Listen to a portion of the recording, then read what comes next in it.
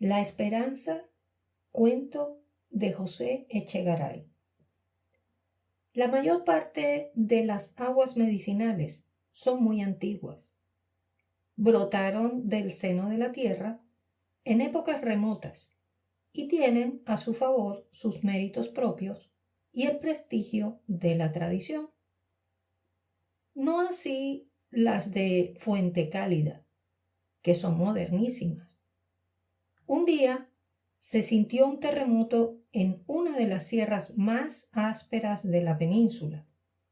Se formaron anchas grietas en el terreno y al cabo de poco tiempo, cada grieta era la boca de un manantial.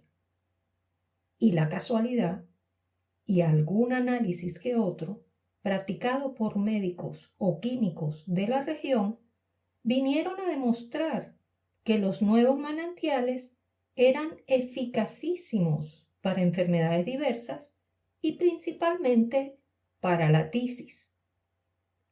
En efecto, las nuevas aguas hicieron en pocos años curas prodigiosas, de tal suerte que vivir en siglos menos descreídos que el nuestro, en vez del nombre que hoy tiene la fuente principal, y que como queda dicho es el de Fuente Cálida, hubiérase llamado Fuente Milagrosa. Pero la ciencia moderna es grandemente prosaica y a la sustancia milagrosa del manantial ha sustituido dos cuerpos simples de la química, el ázoe y el azufre, como notas dominantes, sin contar con otras muchas notas armónicas de otros diferentes cuerpos, porque los manantiales de Fuente Cálida parece que son riquísimos en elementos minerales. Ello es que Fuente Cálida se hizo célebre en pocos años, y la más noble sociedad de tísicos y tuberculosos de la península y aún del extranjero acudieron llenos de esperanza a mineralizar sus decadentes y blanduchos organismos. No en un todo como miembro de esta sociedad elevada, sino como individuo modesto de la burguesía media, acudió también al generoso manantial don Ángel de Alcócer. Al pronto nadie fijó la atención en el nuevo bañista o en el nuevo tísico, ni él hizo tampoco nada para que en él se fijasen. Después, ya le conocía todo el mundo en el establecimiento, no por su nombre, sino por el mote de el sabio triste. Si era sabio, en toda la extensión de la palabra, no podemos asegurarlo, aunque después hemos sabido que era un hombre de mérito, pero que era tristón, tímido y retraído, no cabe duda. Siempre andaba por los rincones leyendo o meditando. Se mostraba poco comunicativo, no acudía por las noches al salón de conciertos, ni por la tarde paseaba en compañía de otros bañistas. Casi de continuo iba solo. Buscaba los sitios más separados y agrestes. Sobre la hierba o sobre las rocas se sentaba o se tendía y dejaba vagar alrededor su mirada pálida y distraída. Hemos dicho que era retraído, pero esto no significa que fuese adusto. Su retraimiento más procedía de timidez o de tristeza que de odio u hostilidad al género humano.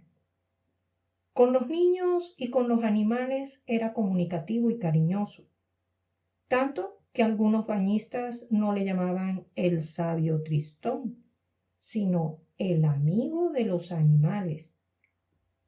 Digamos, para terminar, lo poco que podía decirse de don Ángel, que era un hombre de unos 40 años, aunque representaba algunos más, que en su juventud habría sido guapo y hasta poético, y que en el momento actual por más que vistiese modestamente, algo daba a entender en ciertos pormenores de indumentaria que allí, en otro tiempo, habría sido un joven elegante y de buena sociedad. Se murmuró que fue poeta, y aún poeta aplaudido. Actualmente era profesor de física y estaba amenazado de una tuberculosis incipiente, que era la que le había traído a Fuente Cálida. Cuando se supo todo esto, que fue todo lo que pudo saberse, ya nadie se ocupó más de don Ángel y se le abandonó a su tristeza y a su insignificancia. Ni era molesto, ni era bullanguero, ni era murmurador, ni era gran personaje. Por lo tanto, no había para qué ocuparse de él. Pero cierto día ocurrió una cosa extraordinaria en el establecimiento. El corderillo habíase trocado en fiera. Algunos bañistas, al pasear por los alrededores, habían encontrado a don Ángel convertido en un verdadero demonio y en lucha espantosa con un pobre borrico. Aunque a decir verdad no fue lucha, sino encarnizamiento de un verdugo contra una víctima. El borrico huía, llevando en la boca un manojo de hierba, y le perseguía frenético don Ángel con los ojos inyectados de sangre, la boca con la contracción de la ira, en la mano un bastón con el que sacudía sobre las redondas ancas del pobre animal, y en la garganta gritos que parecían maldiciones una vez, otras veces insultos al borriquillo. Al pronto nadie creía la noticia, que fue, como ahora se dice, el acontecimiento del día y la comidilla de la noche en el salón de conciertos entre señoras y caballeros, que reían a carcajadas por lo grotesco de la escena y por lo inesperado también, y porque además la risa ayuda en gran parte a la acción terapéutica de las aguas medicinales. Era lo imposible, era lo ridículo, y fue preciso que don Tomás, hombre de edad avanzada, formal y verídico, repitiese la historia para que los bañistas la creyesen. Pero, ¿por qué? ¿Por qué don Ángel, que era un verdadero ángel de bondad, se había encarnizado de aquel modo? Él, el amigo de los animales, contra aquel animal inofensivo. En el fondo de semejante sainete debía agitarse una tragedia, por lo menos un drama. ¿Acaso era el compendio de toda la historia de don Ángel? Y, en efecto, la historia de su vida entera venía a reflejarse en aquella lucha desatinada del hombre y del borrico, al cual, dicho sea entre paréntesis, fue don Ángel arrepentido y confuso al día siguiente a dar explicaciones endulzadas con algún terrón de azúcar. Don Tomás, que tomó empeño en descubrir el secreto de aquella cólera repentina, consiguió a fuerza de paciencia hacerse amigo de don Ángel. Y más tarde, cuando ya volvieron a Madrid, le refirió el profesor de física la historia de su juventud, de sus luchas, de sus esperanzas, de sus desengaños y, por último, la causa de su enojo contra el borrico, a quien tan desaforadamente apaleó en un momento de locura. Empecemos por esta escena final, modestísima, ridícula casi, pero que simboliza en su tosquedad campesina toda la existencia, o mejor dicho, toda la juventud de don Ángel. En el centro de la escena, imagínese el lector una noria de las antiguas, de las de cangilones de barro, que suben llenos de agua y bajan vacíos. Como subimos por la vida llenos de esperanza y bajamos boca abajo, sin una gota de líquido, secos y desesperados, hasta caer otra vez en el centro de la tierra. Al engranaje de la noria iba unida, como de costumbre, una palanca, y al extremo de la palanca estaba encinchado un pobre mulo que daba vueltas sin cesar. Pero, por mulo que fuese, alguna inteligencia tenía, la necesaria al menos para comprender qué vueltas podrían aprovechar el hortelano, que utilizaba el agua de la noria en el riego de sus huertas, pero que a él no le aprovechaban ni un poco ni mucho, y en cambio le fatigaban los músculos y le molían los huesos. El resultado de estas consideraciones era que el mulo se detenía con frecuencia, y entonces el hortelano, para no tener que estar constantemente apaleando a su caballería, tuvo una idea ingeniosa, aunque a la verdad no era nueva, ni por ella le hubiese concedido privilegio el gobierno. Y fue que del eje vertical de la noria sacó otra palanca o brazo, a cuyo extremo colgó un haz de hierba, de modo que viniera a quedar suspendido delante de la cabeza del macho, pero a cierta distancia. Invención que produjo efectos maravillosos, sobre todo cuando nuestro hombre tomó la precaución de tener a su macho hambriento todo el día. Porque el animal sentía hambre, veía oscilar a poca distancia la hierba. Para alcanzarla, estiraba el cuello y echaba el cuerpo hacia adelante, es decir, que daba vueltas a la noria. Pero, como al mismo tiempo giraba también la palanca que sostenía la hierba, jamás podía morder de ella. Esto era lo que presenciaba don Ángel sentado en un ribazo y pensando filosóficamente que en aquella noria pobre, tosca y rechinante, en aquel macho hambriento y en aquella hierba verde y jugosa que el movimiento de rotación balanceaba, se venía a simbolizar toda su vida, con sus tristezas, sus luchas, sus esperanzas y tanta crueldad y tanto desengaño de la suerte como sufrió el pobre en su casi estéril juventud. Y al mulo de la noria y al don Ángel del ribazo es forzoso agregar otro tercer personaje, un borrico, listo y bien mantenido, que andaba en libertad por un prado próximo. Con lo cual llegamos al punto culminante de la tragicomedia. El mulo, rendido de fatiga, se detuvo.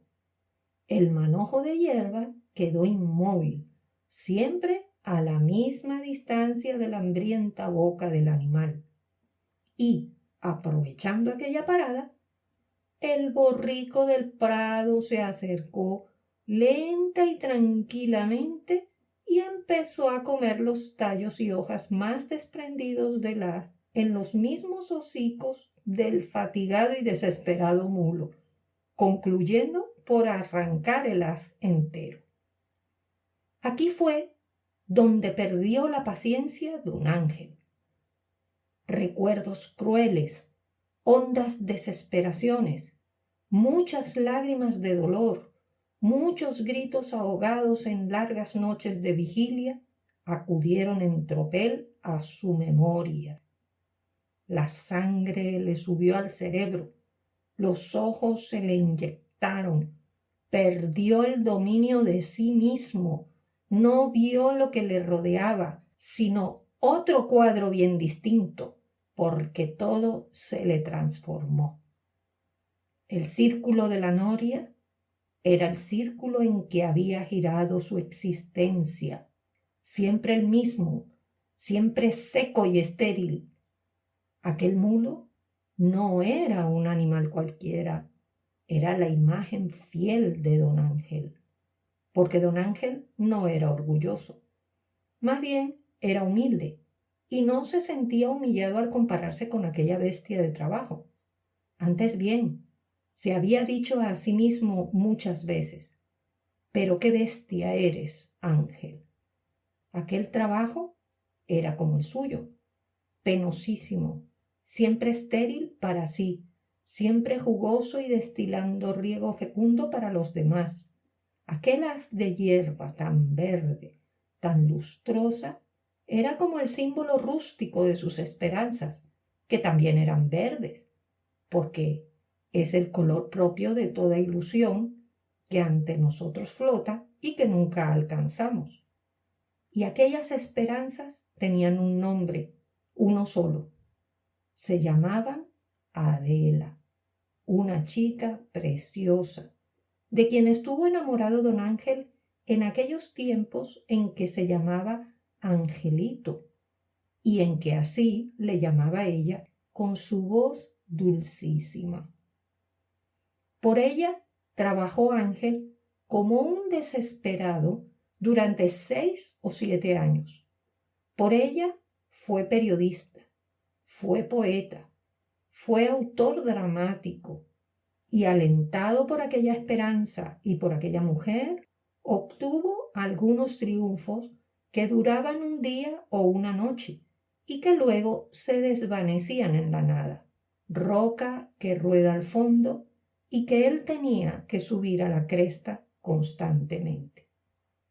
Por ella, agotadas sus fuerzas, marchito o fatigado su ingenio, cerrado el horizonte del arte por desengaños, desdichas y malos amigos, se lanzó a la ciencia como hubiera podido lanzarse al fondo de un pozo.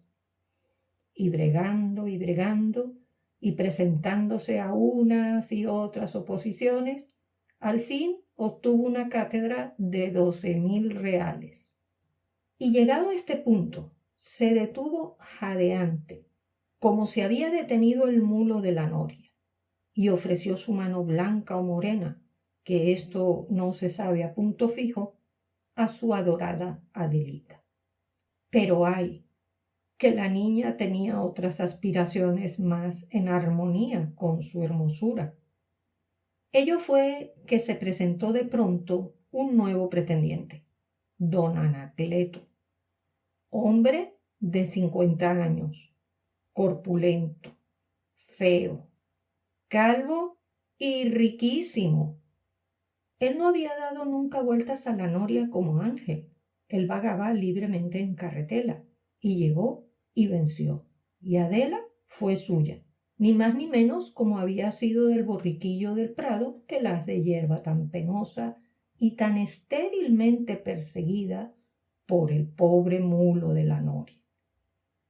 Por eso, al transformarse el mundo exterior a los ojos de don Ángel, también se había transformado el borrico con sus largas orejas y sus redondeces de bestia bien mantenida en el propio don Anacleto.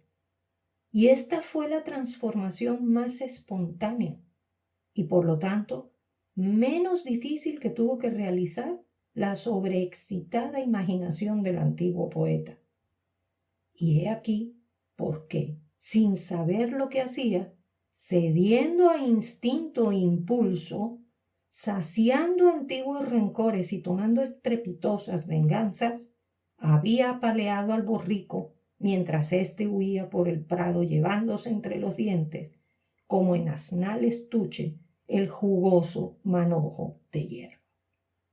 En sustancia, esto vino a decir don Ángel a don Tomás cuando llegó el día de las amistosas confidencias. Y aún agregó lo que sigue. Mire usted, amigo don Tomás, el lance fue grotesco, lo reconozco. Estas visiones mías han sido soberanamente ridículas, pero en el fondo el símbolo campestre no puede ser más exacto.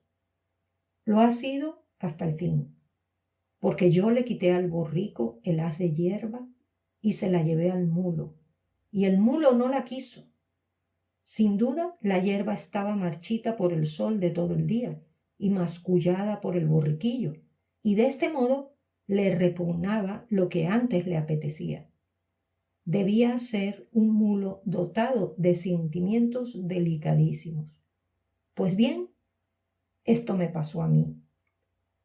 En los últimos días de mi estancia en Fuente Cálida, llegó Adela, viuda y rica, y según decían los bañistas, todavía bastante guapa, aunque yo no era de esa opinión. Doña Adela, que ya no era mi Adelita, se mostró conmigo atenta, cariñosa y sin vanagloria, puedo decir, que hasta insinuante estuvo. Pero yo he sido siempre una pobre bestia del trabajo, más bestia que el mulo de la noria. Y como él, encontraba aquel verdor de mis ansias y de mis esperanzas marchito y mascullado por el borrico en libertad. Y que don Anacleto me perdone la comparación. En este punto, don Ángel, melancólico y resignado, dejó a don Tomás para irse a su gabinete a seguir estudiando ciertas experiencias sobre atracciones y repulsiones eléctricas. De todo este drama, tan prosaico, tan grotesco, pero en el fondo tan doloroso, los bañistas de Fuente Cálida no vieron más que la paliza propinada al borrico, y no pueden quejarse, porque en la realidad de la vida esto es lo que muy pocas veces suele verse. Fin de la esperanza de José Echegaray.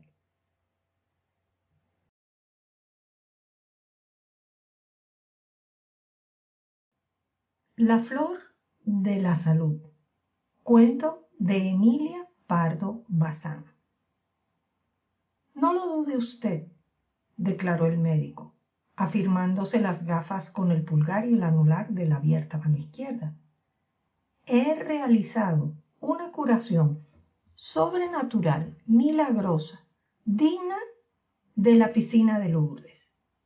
He salvado a un hombre que se moría por instantes, sin recetas, ni píldoras, ni directorio, ni método, sin más que ofrecerle una dosis del licor verde que llaman esperanza y proponerle un acertijo. ¿Higiénico?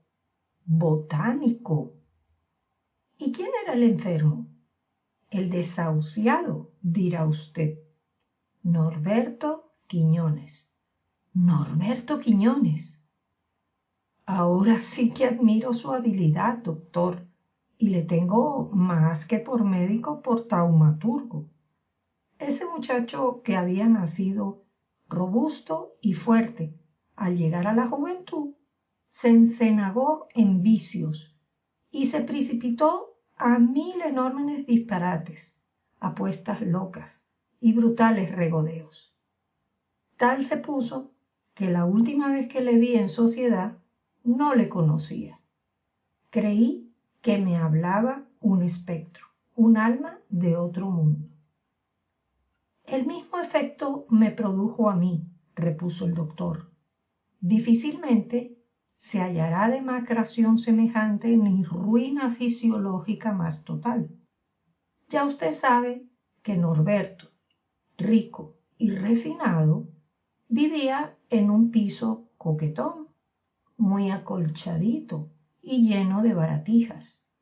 Su cama, que era de esas antiguas salomónicas y con bronces, la revestían paños bordados del Renacimiento, plata y raso carmesí. Pues le juro a usted que en la tal cama, sobre el fondo rojo del brocado, Norberto era la propia imagen de la muerte. Un difunto amarillo, con tez de cera y ojos de cristal. Para acentuar el contraste, a su cabecera estaba la vida, representada por una mujer mórbida, ojinegra, de cutis de raso moreno, de boca de granada partida, de lozanísima frescura y alarmante languidez mimosa. La enfermera que manda el diablo a sus favoritos para que les disponga según conviene el cuerpo y el alma. Norberto me alargó la mano, un manojo de huesos cubiertos por una piel pegajosa que ardía y trasudaba, y mirándome con ansia infinita, me dijo cavernosamente: «No me deje usted morir así, doctor. Tengo 26 años y me da frío la idea de invernar en el cementerio. Es posible que haya usted agotado todos los recursos de la ciencia». El ruego me conmovió, y eso que la práctica nos endurece tanto. Tuve una inspiración. Sentí un chispazo parecido al que debe de percibir el creador, el artista. Y con los ojos hice seña de que la individua estorbaba. «Vete, chica», ordenó sin más explicaciones Norberto. Y nos quedamos solos. Le apreté la mano con energía y, sacando el pomo del consabido licor verde, lo derramé en sus labios a oleadas. «Ánimo», le dije, «usted va a sanar pronto. Volverá usted a tener vigor en los músculos, hierro en la sangre, oxígeno en el pulmón.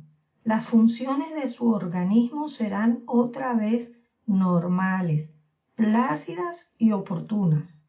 El ritmo de la salud hará precipitarse el torrente vital rápido y gozoso, de las arterias al corazón, y subiéndolo luego al cerebro despejado, engendrará en él las claras representaciones del presente y los dorados sueños del porvenir.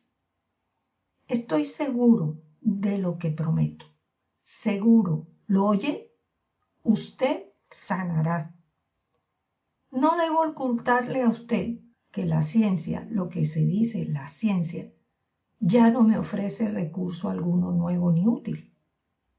Humanamente hablando, no tiene usted cura.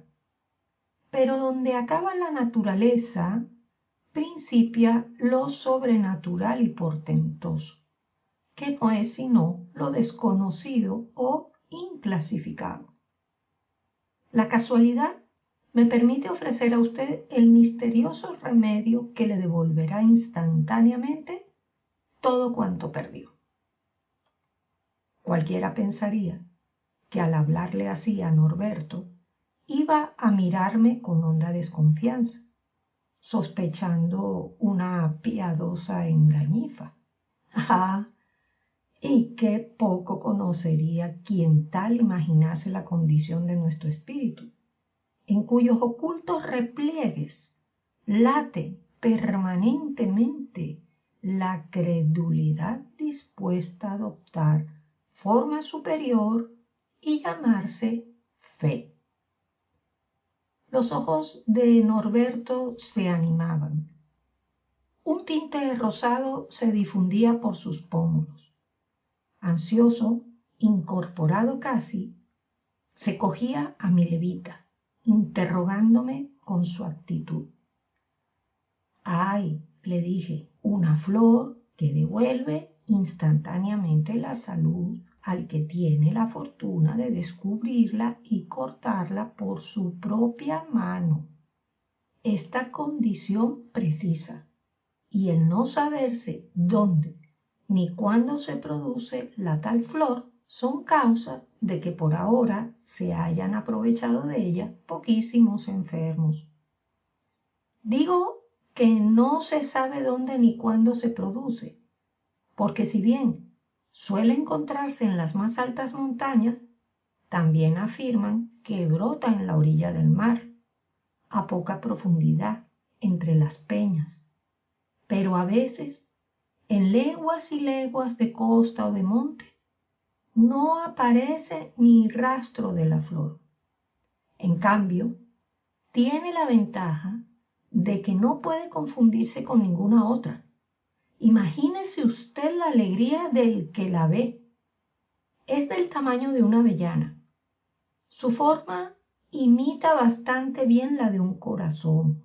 Su color encarnado vivísimo. El olor a almendra. No la equivoca usted, no. Pero si va usted acompañado, si es otro el que la coge, entonces, amiguito, haga usted cuenta que perdió malamente el tiempo.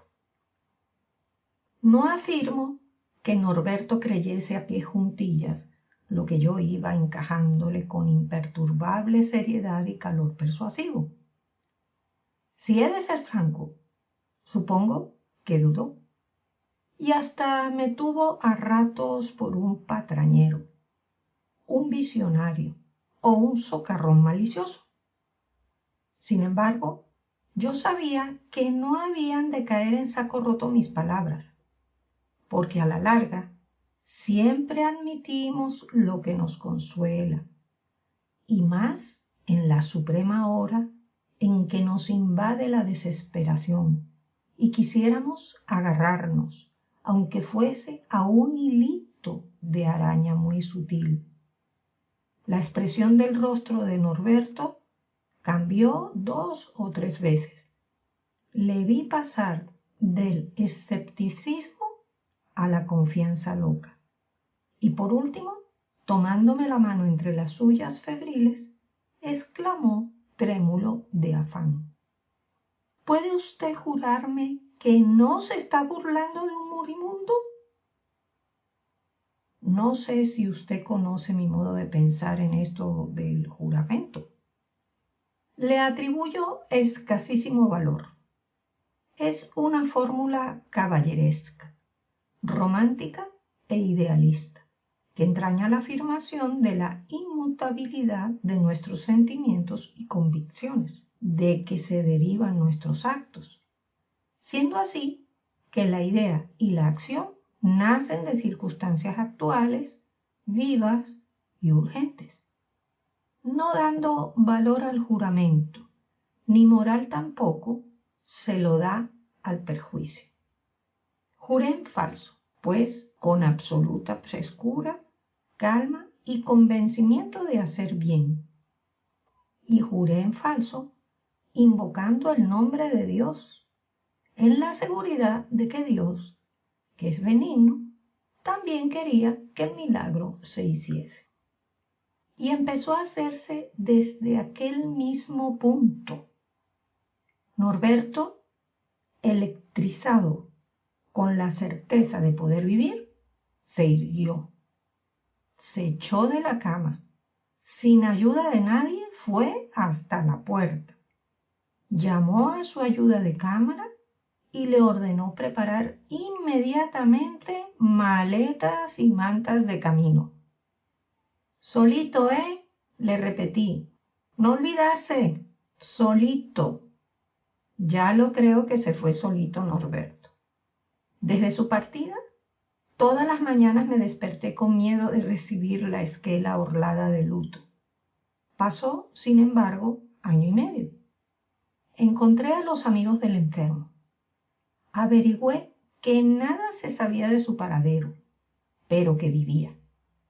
Y al cabo de 18 meses, una tarde que me disponía a salir y ya tenía enganchado el coche para la visita diaria, entró como un huracán un fornido mozo, de traje gris, de hongo avellana, de oscura barba, de rostro atezado, que me estrujó con ímpetu entre los brazos musculosos y recios. «Soy yo», repetía con sonora y voz alegre. «Norberto, ¿no me conoce usted? ¿No me extraña? Debo de estar algo variado. ¿Qué le parezco?» «¿Cuánto se ha reído usted de mí? Y lo peor es que ha hecho muy bien, muy bien. Si no es por usted, no encuentro la flor de la salud. ¿La ve usted? Aquí la traigo». Abrió un estuche de cuero de Rusia y vi brillar sobre raso blanco un alfiler de corbata de un solo rubí, cercado de brillantes en forma de corazón, que me entregó entre pujones amistosos y carcajadas. La he buscado primero a orillas del mar. Todos los días registraba las peñas. Al principio me cansaba tanto que me daban síncopes largos en que pensé quedarme, pero me sostenía la ilusión de descubrir la flor. El aire del mar y el perseverante ejercicio me prestaron alguna fuerza. Ya no me arrastraba, andaba despacio. Registré bien la costa, peñón por peñón. La flor no la vi. Entonces me interné en un valle muy rústico y retirado. Me pasaba todo el día agachadito, busca que te buscarás. Vivía entre aldeanos, comía pan moreno y bebía leche. A cada paso me encontraba mejor. Usted adivina lo demás. De allí subí a las montañas nevadas y fieras, que en otro tiempo me parecían horribles. Trepé a los picachos, recorrí a los desfiladeros, evité los aludes, cacé, tuve frío, dormí a 2000 metros sobre el nivel del mar.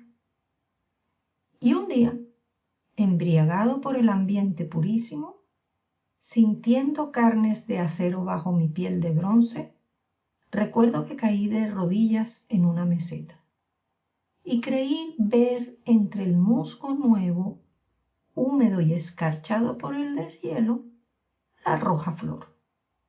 Pues ahora que se ha cogido la flor, advertí al mozo, a cuidarla, que no se seque. Norberto volvió la cara.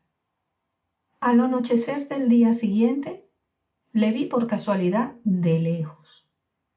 Acompañaba a una mujer y me pareció que se escurría entre callejuelas para no tropezarme. Entonces me había dejado sus señas. Le escribí este lacónico billetito. El santo doctor no repite milagros. Fin.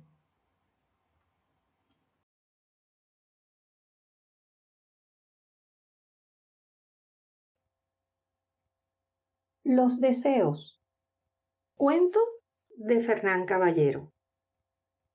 Había un matrimonio anciano que, aunque pobre, toda su vida la había pasado muy bien trabajando y cuidando de su pequeña hacienda. Una noche de invierno estaban sentados marido y mujer a la lumbre de su tranquilo hogar en amor y compañía. Y en lugar de dar gracias a Dios por el bien y la paz de que disfrutaban, estaban enumerando los bienes de mayor cuantía que lograban otros y deseando gozarlos también.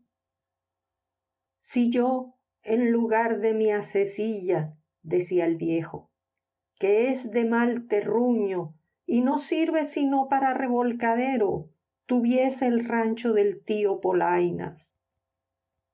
Y si yo, añadía su mujer, en lugar de ésta, que está en pie porque no le han dado un empujón, tuviese la casa de nuestra vecina, que está en primera vida. Si yo, proseguía el marido, en lugar de la burra, que no puede ya ni con unas alforjas llenas de humo, tuviese el mulo del tío Polainas. Si yo, añadió la mujer, pudiese matar un puerco de 200 libras como la vecina, esa gente para tener las cosas no tiene sino que desearlas. ¿Quién tuviera la dicha de ver cumplidos sus deseos? Apenas hubo dicho estas palabras, cuando vieron que bajaba por la chimenea una mujer hermosísima. Era tan pequeña que su altura no llegaba a media vara. Traía, como una reina, una corona de oro en la cabeza. La túnica y el velo que la cubrían eran diáfanos y formados de blanco humo, y las chispas que alegres se levantaron con un pequeño estallido, como cohetitos de fuego de regocijo, se colocaron sobre ellos, salpicándolos de relumbrantes lentejuelas. En la mano traía un cetro chiquito, de oro, que remataba en un carbunclo deslumbrador. «Soy el hada Fortunata», les dijo. «Pasaba por aquí y he oído vuestras quejas. Y ya que tanto ansiáis porque se cumplan vuestros deseos, vengo a concederos la realización de 3. Uno a ti», dijo a la mujer, «otro a ti», dijo al marido, «y el tercero ha de ser mutuo, y en él habéis de convenir los 2. Este último lo otorgaré en persona mañana a estas horas, que volveré. Hasta allá tenéis tiempo de pensar cuál ha de ser». Dicho que hubo esto, se alzó entre las llamas una bocanada de humo, en la que la bella hechicera desapareció. Dejo a la consideración de ustedes la alegría del buen matrimonio y la cantidad de deseos que como pretendientes a la puerta de un ministro les asediaron a ellos. Fueron tantos que, no acertando a cuál atender, determinaron dejar la elección definitiva para la mañana siguiente y toda la noche para consultarla con la almohada. Y se pusieron a hablar de otras cosas diferentes. A poco recayó la conversación sobre sus afortunados vecinos. «Hoy estuve allí. Estaban haciendo las morcillas», dijo el marido. «¡Pero qué morcillas! Daba gloria verlas». «¿Quién tuviera una de ellas aquí?», repuso la mujer, «para asarla sobre las brasas y cenárnosla». Apenas lo había dicho cuando apareció sobre las brasas la morcilla más hermosa que hubo, hay y habrá en el mundo. La mujer se quedó mirándola con la boca abierta y los ojos asombrados, pero el marido se levantó desesperado y dando vueltas al cuarto se arrancaba el cabello, diciendo: «Por ti, porque eres más golosa y comilona que la tierra, se ha desperdiciado uno de los deseos. Mire usted, señor, qué mujer esta, más tonta que un avar. Esto es para desesperarse. Reniego de ti, de la morcilla, y no quisiese más sino que te se pegase a las narices». No bien lo hubo dicho, cuando ya estaba la morcilla colgando del sitio indicado. Ahora toca el asombrarse al viejo y desesperarse a la vieja. «¡Te luciste, mal hablado!», exclamaba ésta, haciendo inútiles esfuerzos por arrancarse el apéndice de las narices. «Si yo empleé mal mi deseo, al menos fue en perjuicio propio y no en perjuicio ajeno. Pero en el pecado llevas la penitencia, pues nada deseo, ni nada desearé, sino que se me quite la morcilla de las narices». «Mujer, por Dios, ¿y el rancho?». «Nada». «Mujer, por Dios, ¿y la casa?». «Nada». «Desearemos una mina, hija, y te haré una funda de oro para la morcilla. Ni lo pienses». «Pues, ¿qué? ¿Nos vamos a quedar como estábamos?». «Este es todo mi deseo».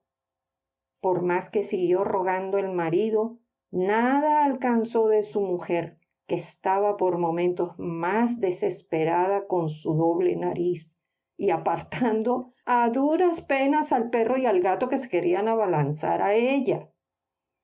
Cuando a la noche siguiente apareció el hada y le dijeron cuál era su último deseo, les dijo: «Ya veis cuán ciegos y necios son los hombres, creyendo que la satisfacción de sus deseos le ha de hacer felices. No está la felicidad en el cumplimiento de los deseos, sino que está en no tenerlos. Qué rico es el que posee, pero feliz el que nada desea. Fin del cuento Los deseos de Fernán Caballero.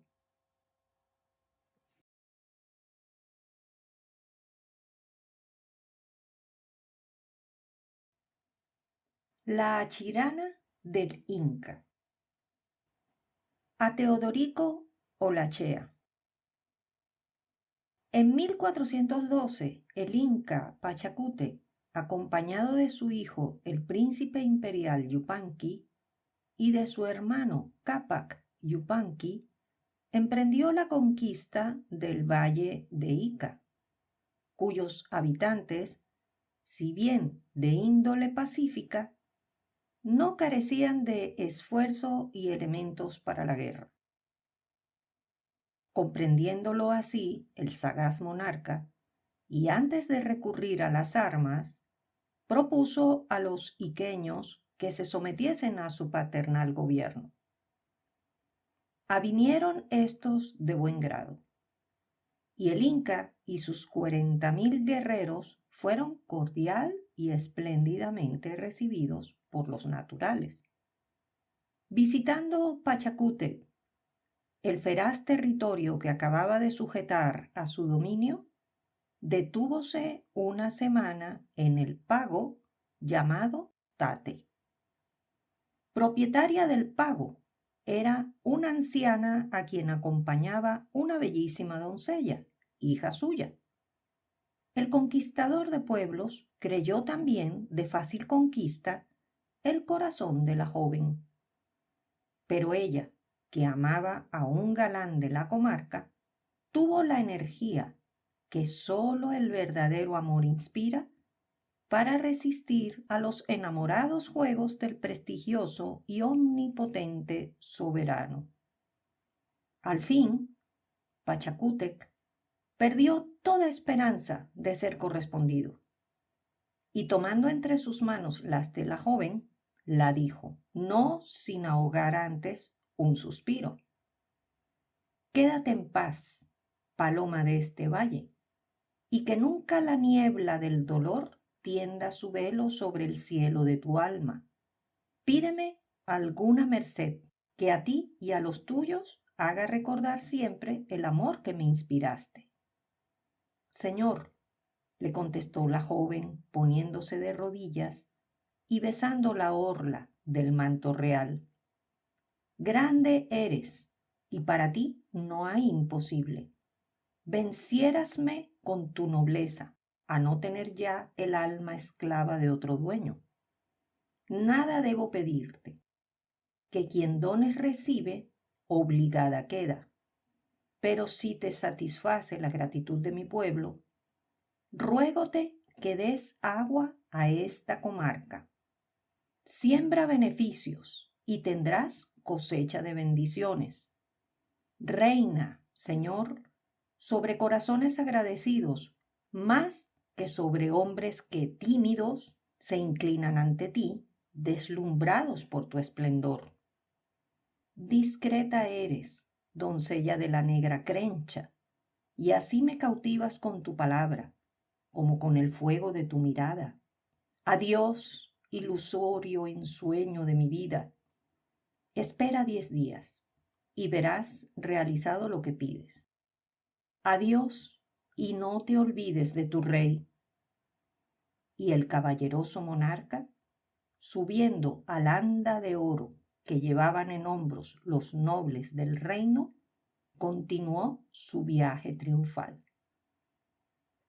Durante 10 días, los 40,000 hombres del ejército se ocuparon en abrir el cauce que empieza en los terrenos del Molino y del Trapiche y termina en Tate, heredad o pago donde habitaba la hermosa joven de quien se apasionara Pachacútec.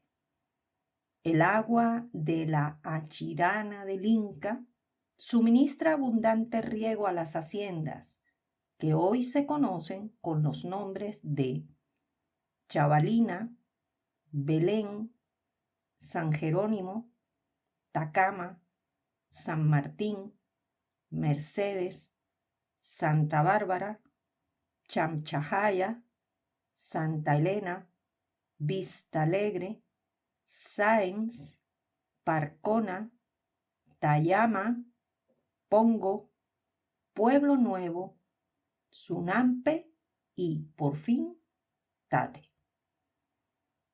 Tal, según la tradición, es el origen de la Achirana, voz que significa lo que corre limpiamente hacia lo que es hermoso.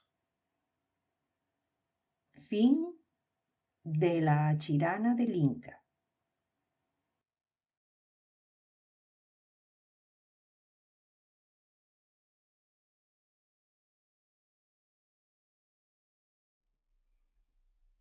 La cena. Cuento de Alfonso Reyes. Tuve que correr a través de calles desconocidas.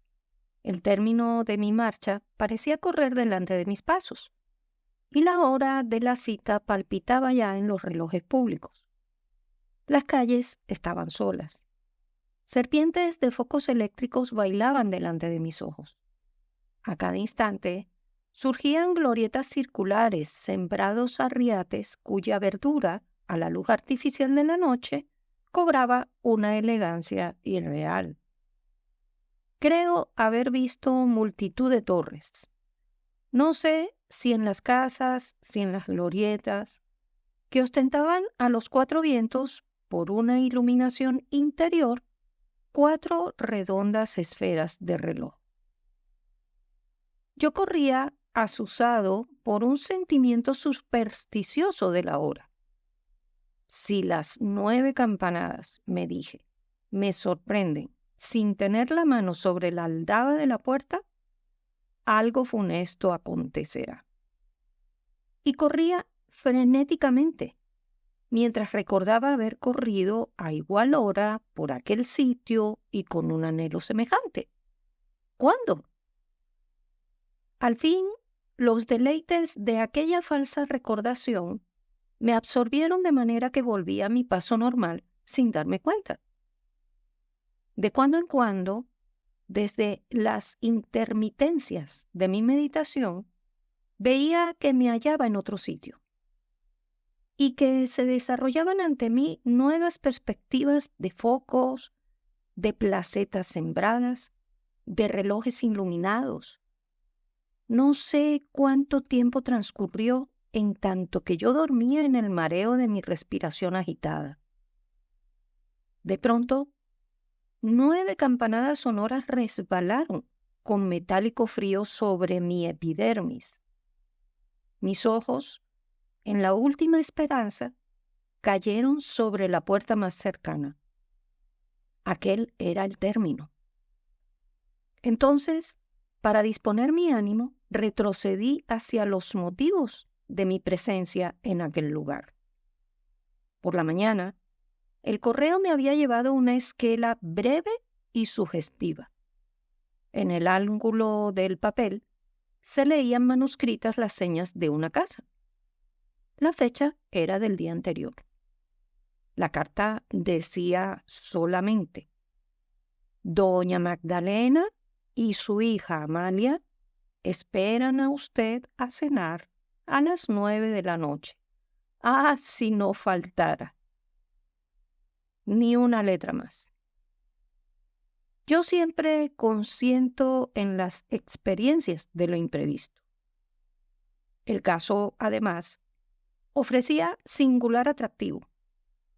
El tono familiar y respetuoso a la vez con el que el anónimo designaba a aquellas señoras desconocidas, la ponderación, si no faltara, tan vaga y tan sentimental, que parecía suspendida sobre un abismo de confesiones. Todo contribuyó a decidirme. Y acudí con el ansia de una emoción informulable. Cuando a veces, en mis pesadillas, evoco aquella noche fantástica, cuya fantasía está hecha de cosas cotidianas y cuyo equívoco misterio crece sobre la humilde raíz de lo posible, paréceme jadear a través de avenidas de relojes y torreones, solemnes como esfinges de la calzada de algún templo egipcio. La puerta se abrió. Yo estaba vuelto a la calle y vi de súbito caer sobre el suelo un cuadro de luz que arrojaba junto a mi sombra la sombra de una mujer desconocida. Volvíme, con la luz por la espalda y sobre mis ojos deslumbrados. Aquella mujer no era para mí más que una silueta, donde mi imaginación pudo pintar varios ensayos de fisonomía, sin que ninguno correspondiera al contorno, en tanto que balbuceaba yo algunos saludos y explicaciones.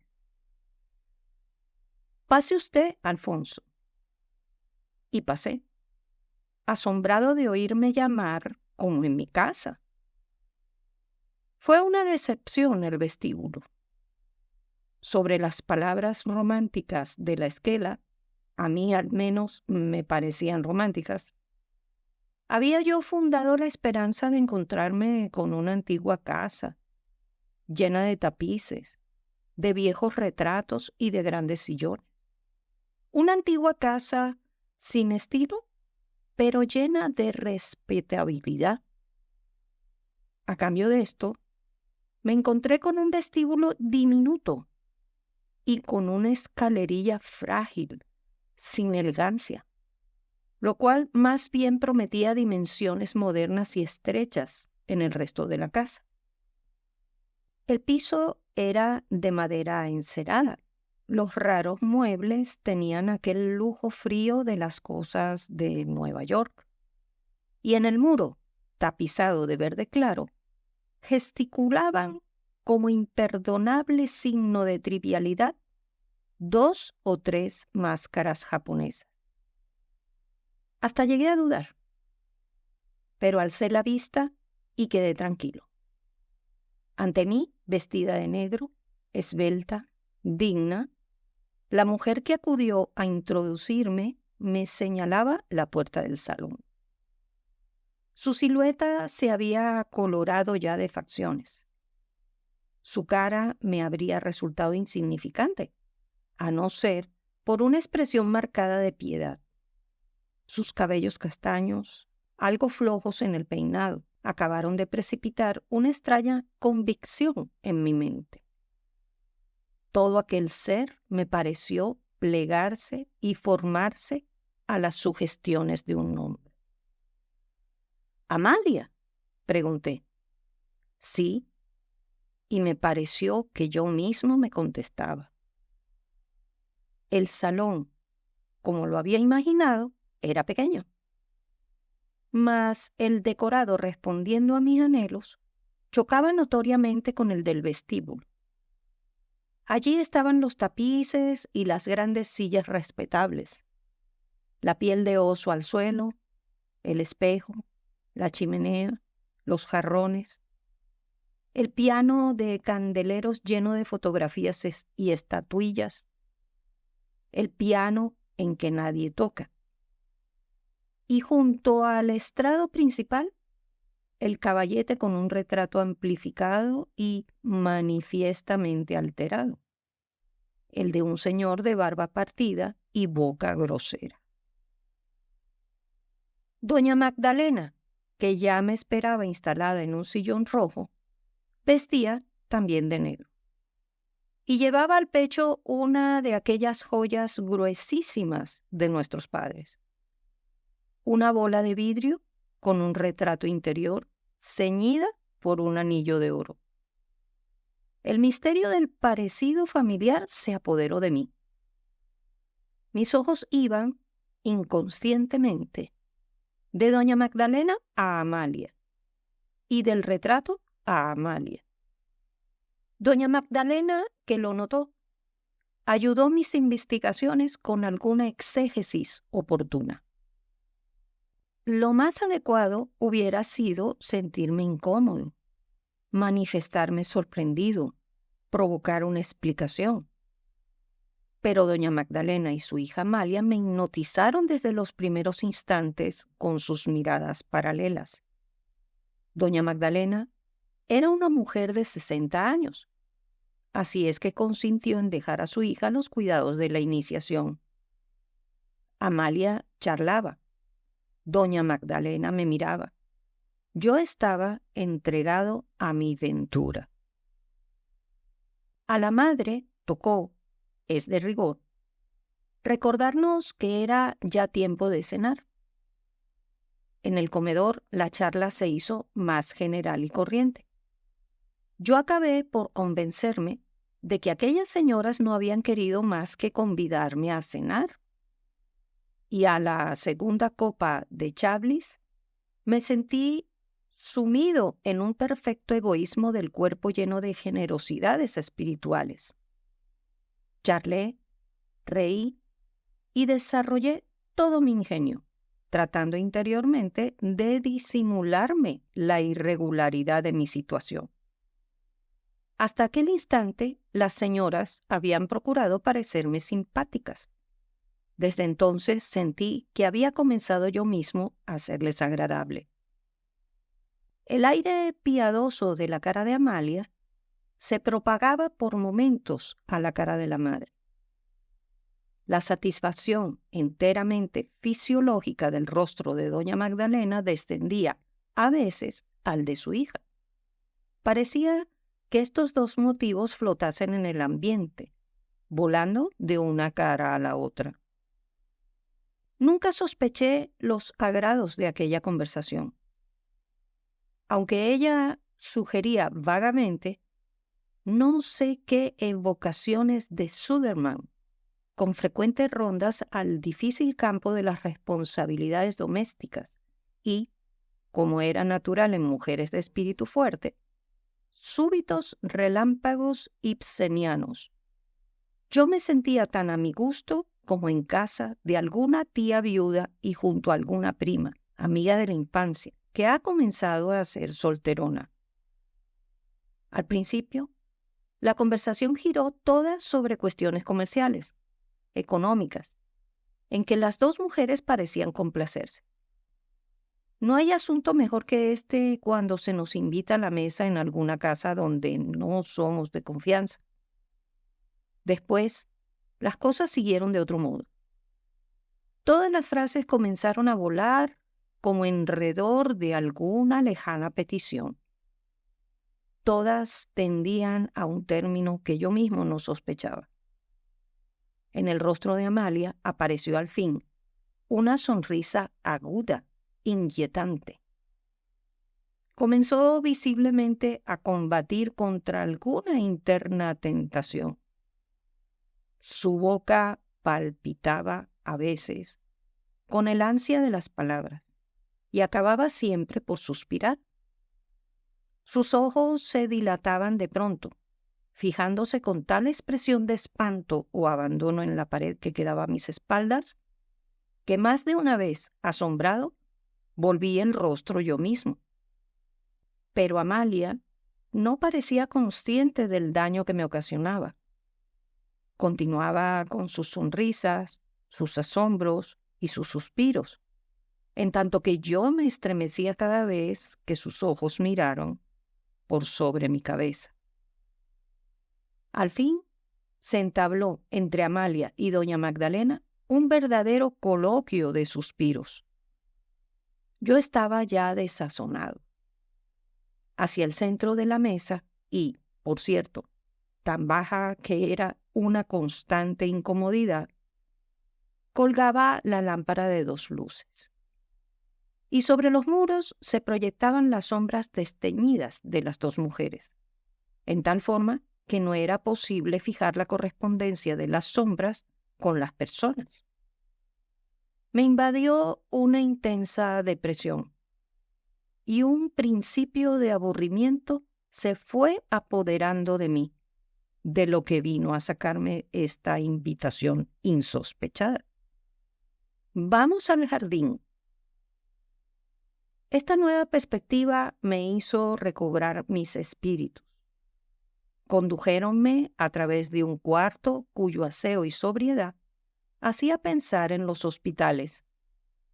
En la oscuridad de la noche pude adivinar un jardincillo breve y artificial, como el de un camposanto. Nos sentamos bajo el emparrado. Las señoras comenzaron a decirme los nombres de las flores que yo no veía, dándose el cruel deleite de interrogarme después sobre sus recientes enseñanzas. Mi imaginación destemplada por una experiencia tan larga de excentricidades no hallaba reposo. Apenas me dejaba escuchar y casi no me permitía contestar. Las señoras sonreían ya. Yo lo adivinaba, con pleno conocimiento de mi estado. Comencé a confundir sus palabras con mi fantasía. Sus explicaciones botánicas, hoy que las recuerdo, me parecen monstruosas, como un delirio. Creo haberles oído hablar de flores que muerden y de flores que besan, de tallos que se arrancan a su raíz y os trepan como serpientes hasta el cuello. La oscuridad, el cansancio, la cena, el chablis, la conversación misteriosa sobre flores que yo no veía y aún creo que no las había en aquel raquítico jardín. Todo me fue convidando al sueño y me quedé dormido sobre el banco, bajo el emparrado. «Pobre capitán», oí decir cuando abrí los ojos. Lleno de ilusiones marchó a Europa. Para él se apagó la luz. En mi alrededor reinaba la misma oscuridad. Un vientecillo tibio hacía vibrar el emparrado.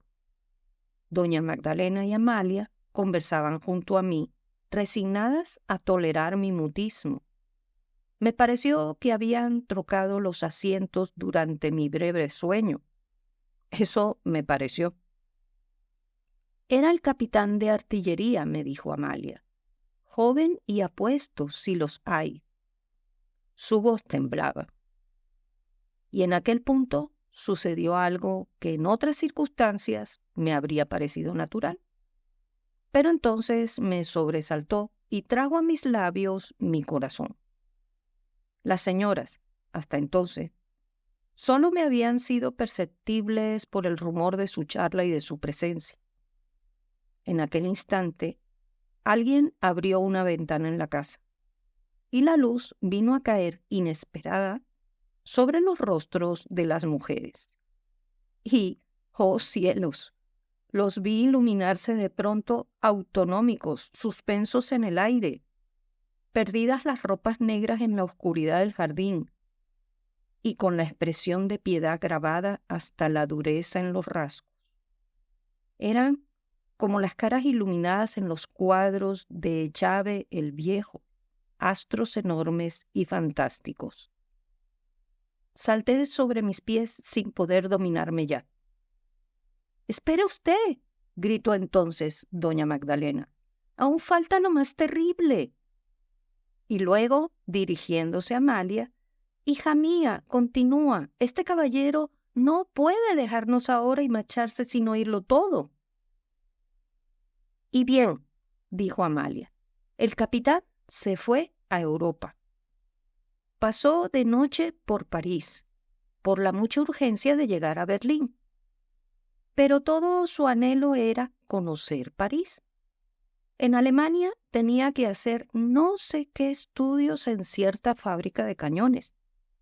Al día siguiente de llegado, perdió la vista en la explosión de una caldera.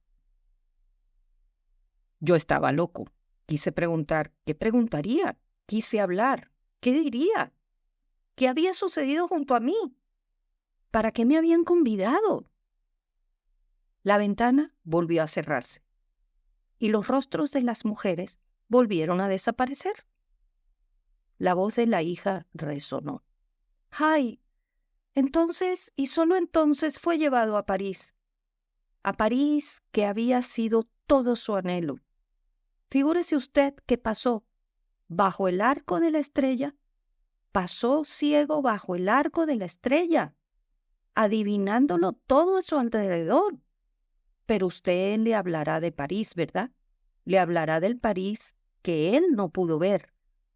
Le hará tanto bien. Ah, si no faltara, le hará tanto bien.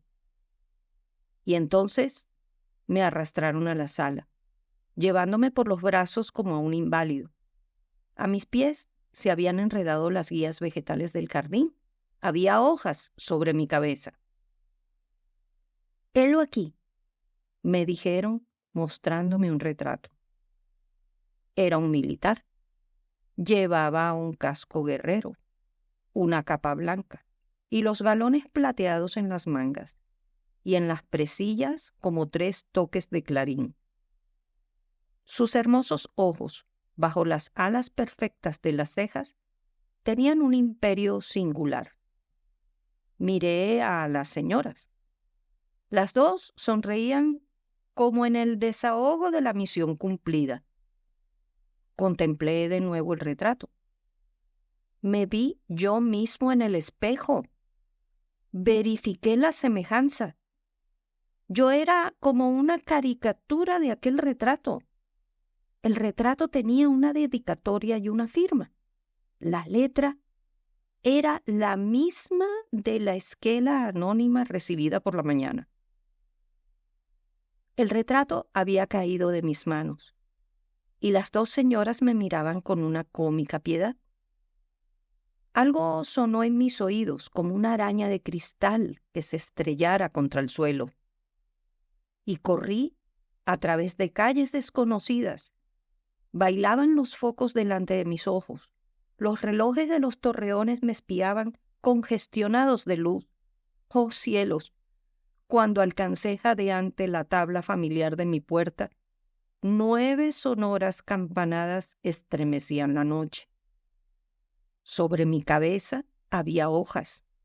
En mi ojal, una florecilla modesta que yo no corté. Fin de la cena.